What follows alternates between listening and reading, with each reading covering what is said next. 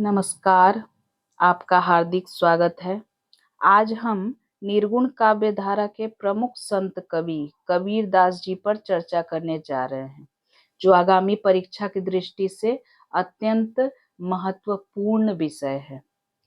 कबीर दास जी, इनका समय 1398 से 1518 ईस्वी के मध्य माना गया है। कबीर का जन्म काल जेठ पूर्णिमा विक्रम संवत 1456 माना जाता है। कहते हैं ब्राह्मण विधवा कन्या द्वारा यह लहर तारा तालाब में फेंक दिए गए थे।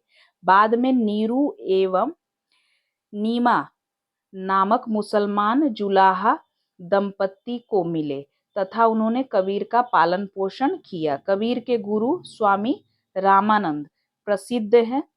काशी में हम प्रगट भये रामानंद चेताए, ये पंक्ति कबीरदास जी की है। आगे बढ़ते हैं। कबीर पंथ में मुसलमान भी है। उनका कहना है कि कबीर ने प्रसिद्ध सूफी मुसलमान फकीर शेख तकी से दीक्षा ली थी। ये दूसरी विचारधारा है, ठीक है। वे उस सूफी फकीर को ही कबीर का गुरु मानते हैं। आगे बढ़ते हैं। कबीर ने भारतीय ब्रह्मवाद के साथ सूफियों के भावात्मक रहस्यवाद, हठ योगियों के साधनात्मक रहस्यवाद और वैष्णवों के अहिंसावाद तथा प्रपत्तिवाद का मेल करके अपना मत प्रदान किया है। कबीर की पत्नी का नाम लोई था तथा कमाल और कमाली नाम की 2 संतानें थी। आगे बढ़ते हैं। कबीर की वाणी निर्गुण वाणी कहलाती है। कबीर को राम नाम रामानंद जी से प्राप्त हुआ, पर आगे चलकर कबीर के राम रामानंद के राम से अलग हो गए। अतः कबीर को वैष्णव संप्रदाय के अंतर्गत नहीं ले सकते हैं। कबीर निरक्षर थे। मसी कागज छुआ नहीं, कलम गयो नहीं हाथ। यह स्पष्ट है कि कबीर ने स्वयं लिखने का प्रयत्न कभी नहीं किया।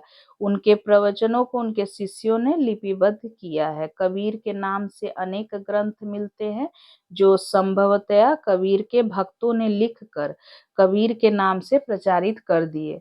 कबीर के संग्रह निम्नलिखित है। क्या क्या कबीरदास जी के संग्रह है, देखते हैं। बीजक, यह कबीर पंथियों का धर्म ग्रंथ है। बीजक को कबीर की प्रमाणिक रचना माना गया है।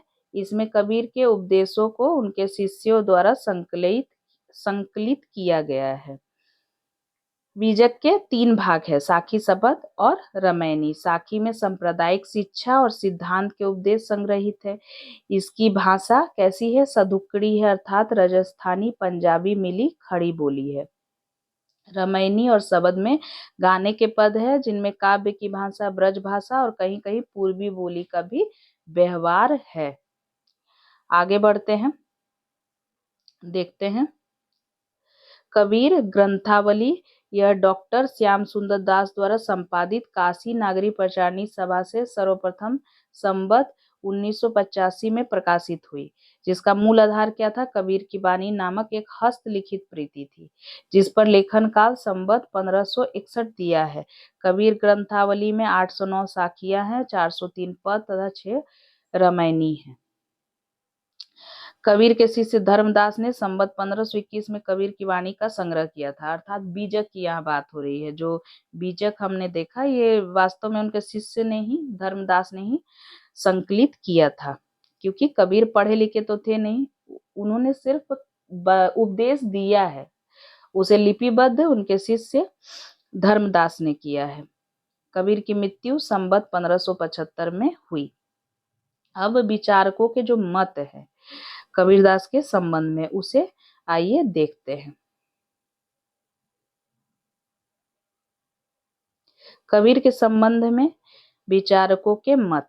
पहला विचार जो है, आचार्य रामचंद्र शुक्ल ने कबीर के साहित्य में प्रयुक्त भाषा को क्या कहा है? सदुक्कड़ी भाषा कहा है। सदुक्कड़ी भाषा। डॉक्टर श्याम सुंदर दास ने कबीर के साहित्य में प्रयुक्त भाषा को क्या कहा है? पंचमेल खिचड़ी भाषा। ये सारे कथन हमें याद रखने हैं, परीक्षा की दृष्टि से ये बहुत ही उपयोगी सिद्ध हो सकते हैं। एक एक नंबर वाले प्रश्न आ सकते हैं इनसे। डॉक्टर हजारी प्रसाद द्विवेदी ने कबीर को भाषा का डिक्टेटर कहा है। यह हजारी प्रसाद द्विवेदी की उक्ति है। डॉक्टर बच्चन सिंह ने कबीर की भाषा को संत भाषा कहा है। तो उम्मीद है आज की चर्चा आपको पसंद आई होगी। आगामी नई चर्चा के साथ हम आपसे शीघ्र ही मिलते हैं। तब तक के लिए धन्यवाद।